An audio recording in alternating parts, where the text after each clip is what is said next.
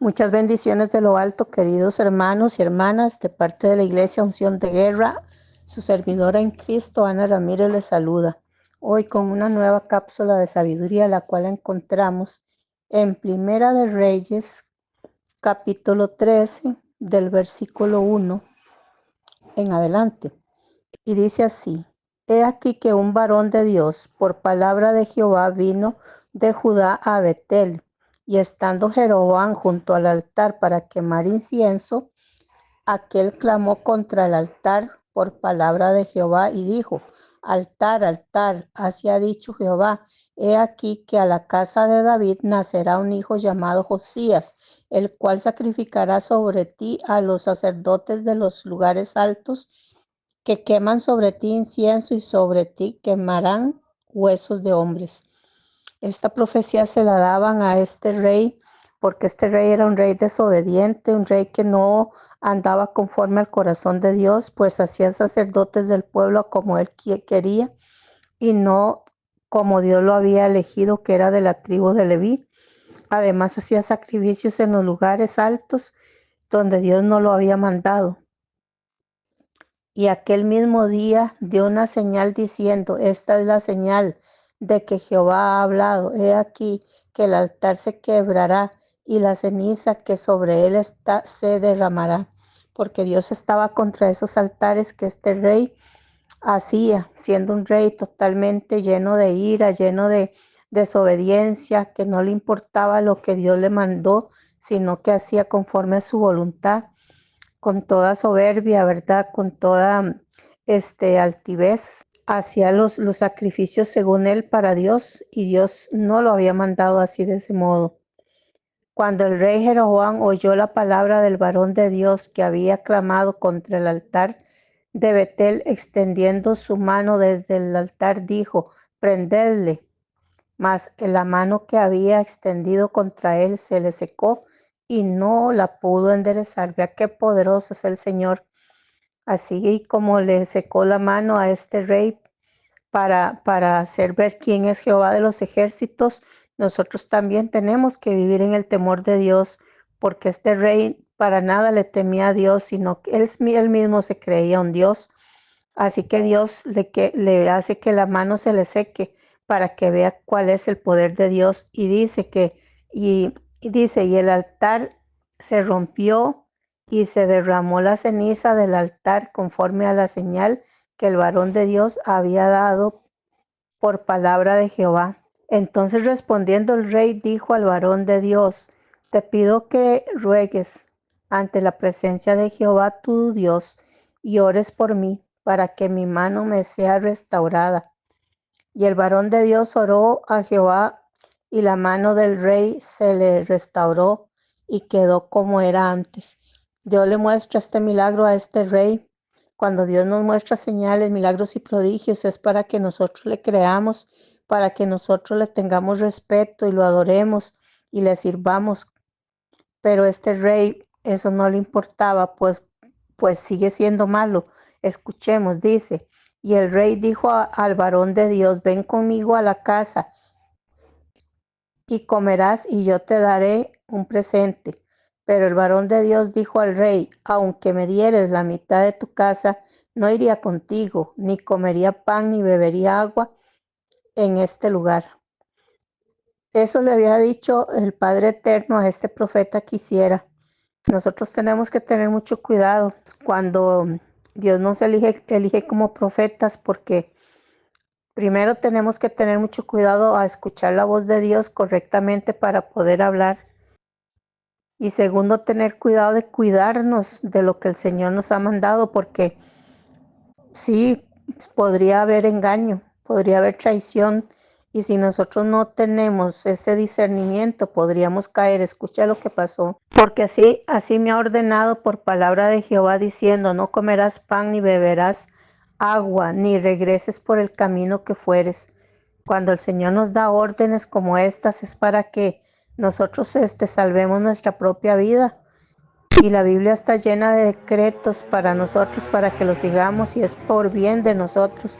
Pero cuántas veces somos desobedientes y hacemos lo que nos da la gana, como este rey estaba haciendo en este caso. Regresó pues por otro camino y no volvió por el camino por donde había venido a Betel. Hasta ahí este rey había obedecido, pero escuchemos la historia. Moraba entonces en Betel un viejo profeta, del cual vino su hijo y le contó todo lo que el varón de Dios había hecho aquel día en Betel. Y le contaron también a su padre las palabras que había hablado al rey.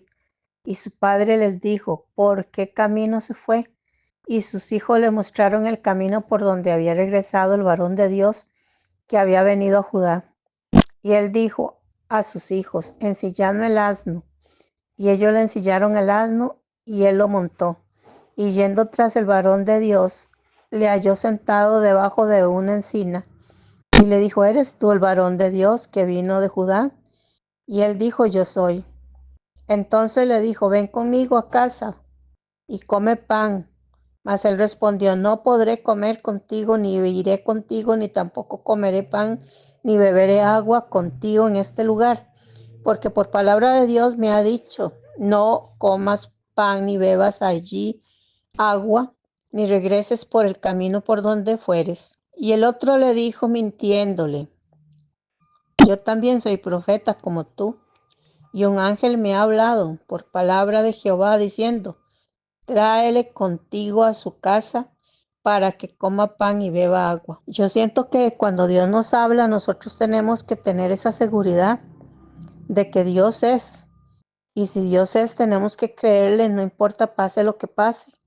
Aunque vengan otras voces diciendo otras cosas, nosotros no tenemos que confundir la voz de Dios que nos ha hablado y que nos ha dirigido, porque Dios no miente.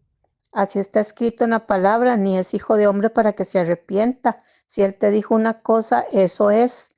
Pero este varón, como le dijo que era el profeta de Dios y que Dios le mandaba que sí, que fuera a comer con él, le creyó y escuché lo que pasó. Entonces volvió con él y comió pan en su casa y bebió agua.